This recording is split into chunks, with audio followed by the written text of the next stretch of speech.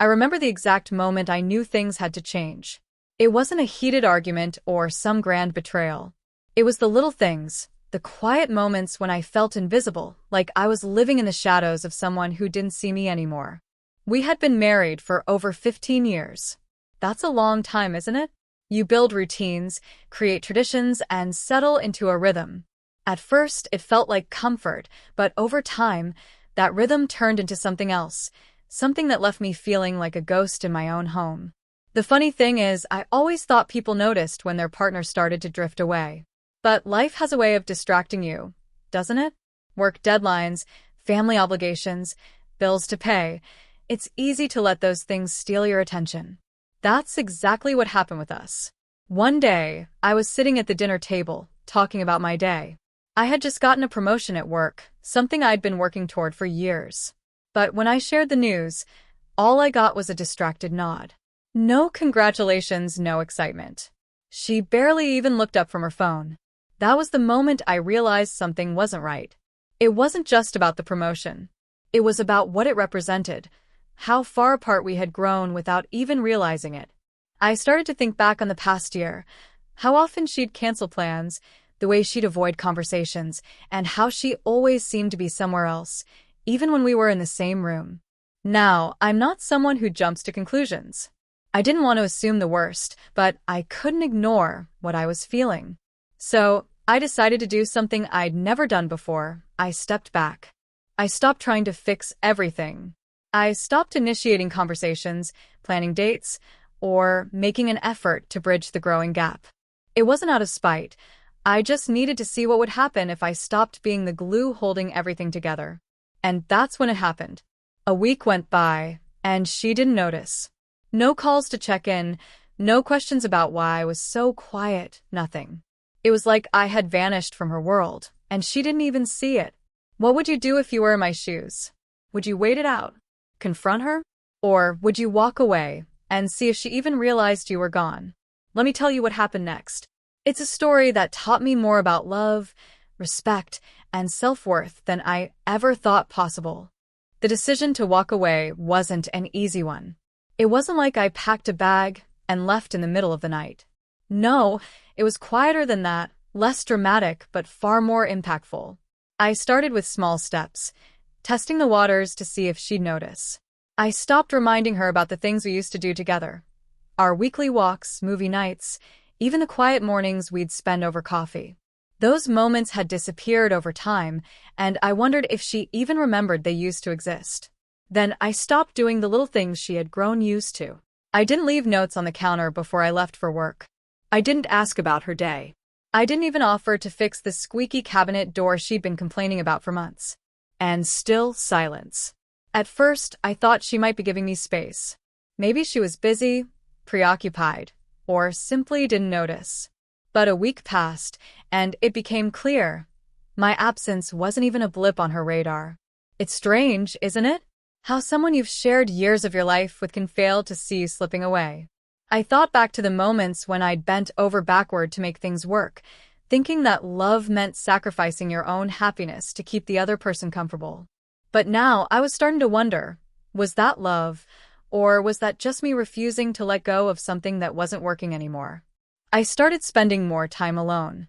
I'd go for long drives after work, letting the hum of the road fill the silence that had become so familiar at home.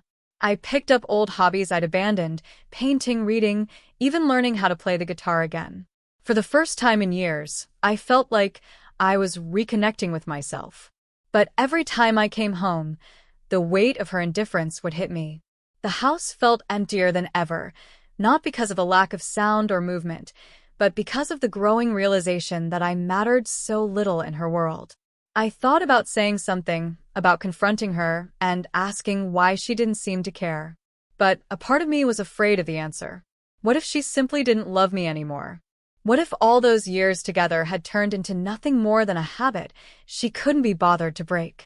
Instead, I decided to take one more step, a bigger one this time.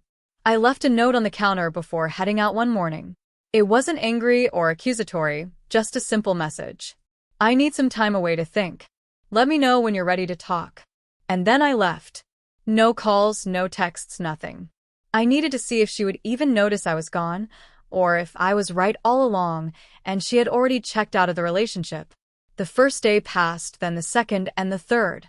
Still nothing. It was as if my absence meant as little as my presence had. But then something changed. Something I didn't expect. It was on the 8th day, exactly 1 week after I left, when my phone finally buzzed. For a moment, I just stared at the screen, unsure whether to feel relief or resentment. Her message was brief. "Where are you?" Not "are you okay?" or "what's wrong?" Just a 3-word question that felt more like a formality than genuine concern. I took a deep breath and decided to wait before responding. I wanted to understand what was behind those words. An hour later, she called. The sound of her voice, once familiar and comforting, now felt distant, like hearing someone you used to know.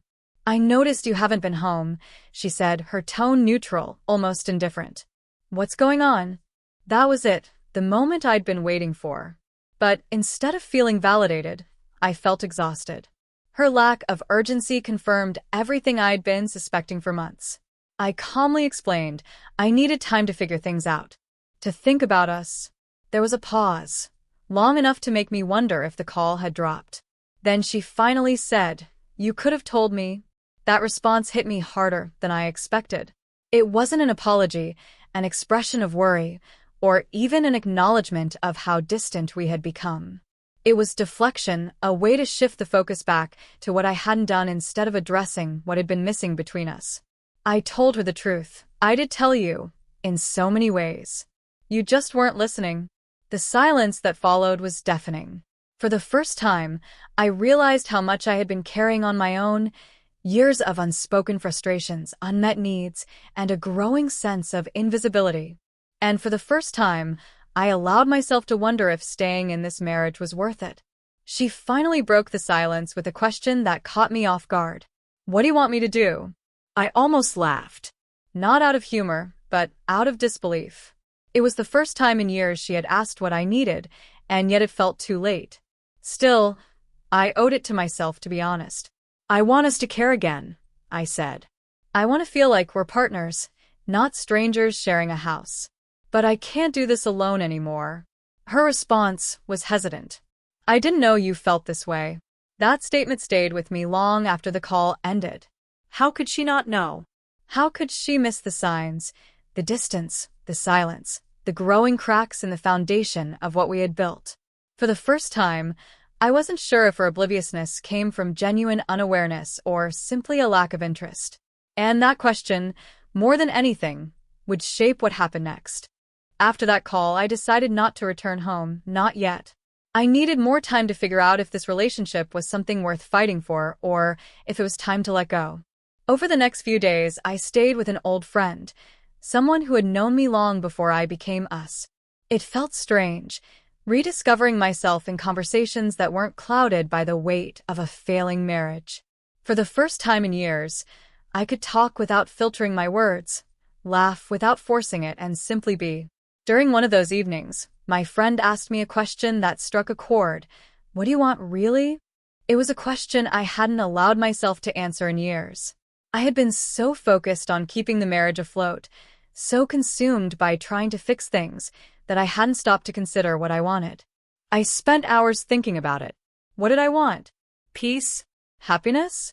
Partnership? The truth was, I didn't just want to be seen. I wanted to feel valued, respected, and loved. And somewhere along the way, I had lost all of that. But wanting those things didn't necessarily mean I had to walk away from the marriage. People change, relationships evolve, and sometimes they require a wake-up call. Maybe this was ours.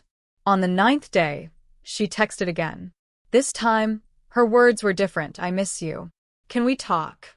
That was the first time she had expressed any emotion since I left. It wasn't much, but it was something, a crack in the wall of indifference that had grown between us. I agreed to meet her at a neutral place, a quiet cafe we used to go to in the early days of our relationship. Sitting across from her, I couldn't help but notice how tired she looked. There was a tension in her face I hadn't seen before, and for a brief moment, I wondered if she was feeling the same weight I had been carrying for years. She started the conversation, her voice softer than I remembered. "I've been thinking a lot.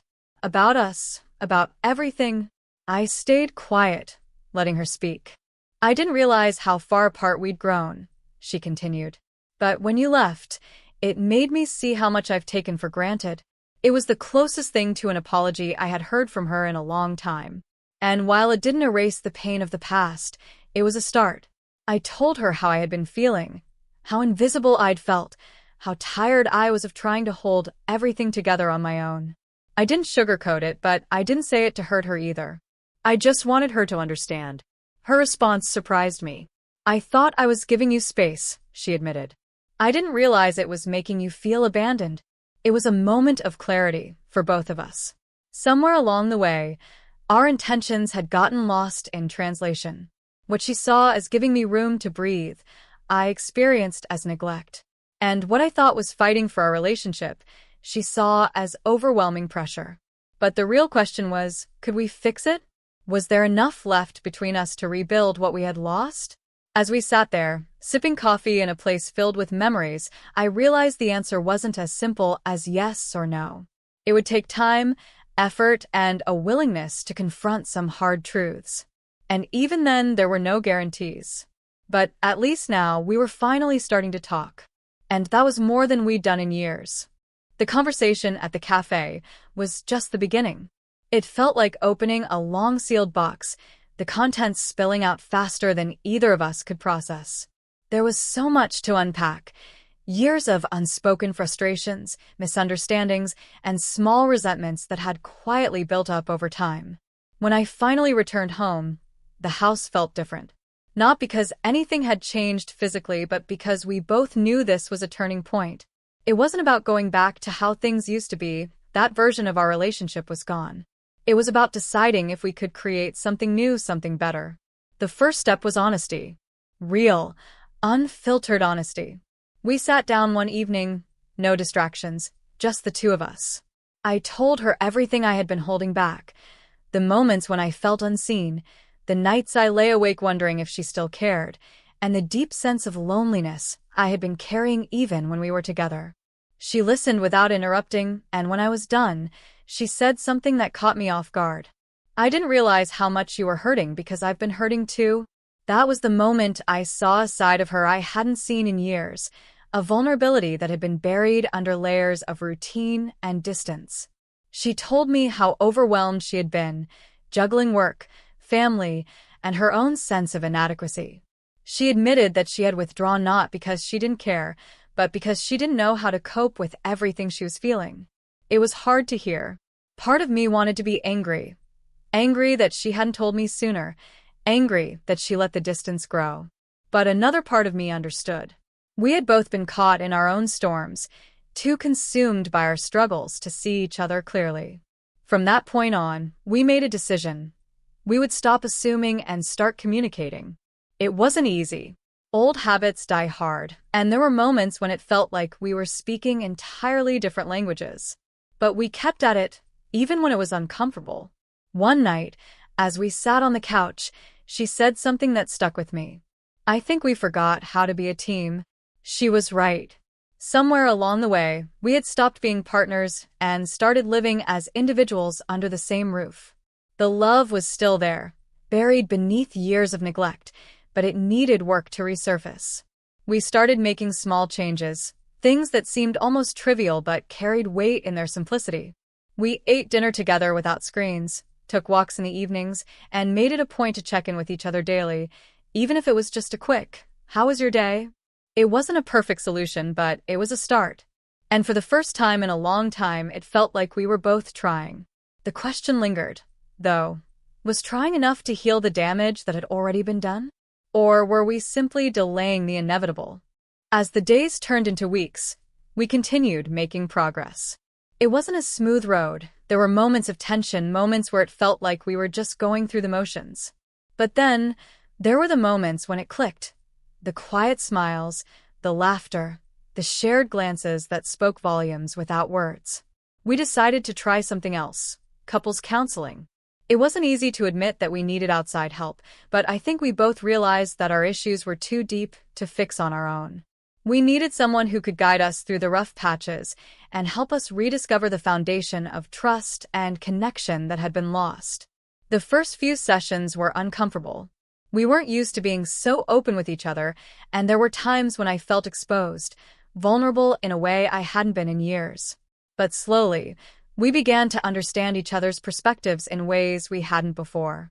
In one session, the therapist asked us to write down our expectations for the relationship.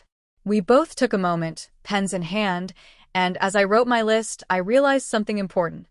I wasn't just asking her to change, I was asking myself to change too. I had been just as guilty of ignoring the warning signs, of letting the silence grow between us. When we shared our lists with each other, it became clear that we had both been operating under the assumption that the other person should know what we needed without having to say it. That was a big realization, one that took the pressure off blaming each other and instead placed the focus on what we could both do to meet each other halfway. It was humbling, honestly. We also started setting aside time for ourselves. We had been so wrapped up in trying to fix our marriage that we forgot about the individual aspects of who we were, outside of being husband and wife. She began spending more time with her friends, reconnecting with the things she loved to do. I took up painting again, something I hadn't done since we first got together. It was amazing how these small acts of self-care helped us feel like we were both rediscovering the parts of ourselves we had lost in the process of trying to make the relationship work. We were learning to be individuals again, not just a couple. And somewhere along the way, that made us stronger together. But the real test came when we were faced with a setback, something unexpected that could have easily driven us apart. It wasn't a huge crisis, but it was a reminder of how fragile things still were between us. We had a disagreement about something small, something that normally wouldn't have mattered. But this time, the difference was that instead of retreating into silence or letting the argument escalate, we talked it out. We didn't try to win. We didn't try to be right. We just listened. That's when I realized this was the difference.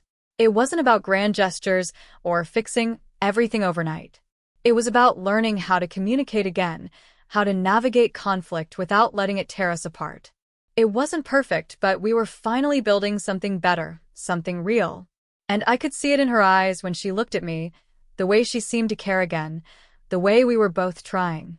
For the first time in a long time, I started to believe that maybe, just maybe, we could find our way back to each other. But the truth was, I couldn't do it alone. We both had to decide every single day to make the effort to show up for each other. That's what love was, showing up, even when it felt hard, even when it felt like everything else was pulling us in different directions. So the question remained, could we rebuild? Could we truly heal? Only time would tell. The months that followed weren't without their challenges. We had good days and bad days, days when we felt like we were making real progress, and others when it felt like we were back at square one. But the difference this time was that we were no longer running from our problems. We were facing them together. One evening, as we sat on the porch watching the sunset, she turned to me with a quiet smile. "Do you remember when we used to sit here and talk for hours?" she asked. I smiled back, feeling a warmth I hadn't felt in so long. "Yeah, I do." That moment, simple as it was, reminded me of everything we had been through and how far we had come. We weren't where we used to be, but maybe that wasn't a bad thing. We were building something new, something stronger. I realized then that the answer to whether we could rebuild wasn't in the big gestures or the grand decisions, it was in the everyday moments. It was in the way we had learned to communicate again, in the way we took the time to show each other that we cared, no matter how small the action. It was in the way we were finally learning to be partners again. The truth is, there are no guarantees in relationships. There's no perfect formula, no magic fix that can solve everything. But what I've learned is that love, at its core, is about commitment to each other, to growth, to change, and to showing up, even when it's hard. Leaving wasn't the easy choice, but staying and fighting for what we had was worth it. Because in the end, love isn't just about being in a relationship. It's about being present, being willing to do the hard work, and most importantly, being willing to forgive. And maybe that's the real lesson here. Sometimes it's not about whether you can fix everything. It's about whether you're willing to try. As we moved forward, I didn't know what the future held, but for the first time in a long time, I felt hopeful. Hopeful that we could rebuild, hopeful that we could find a way back to each other, and most importantly, hopeful that we had learned the value of truly seeing and hearing one another again. And that, I realized, was enough. Please like and subscribe and share your thoughts here.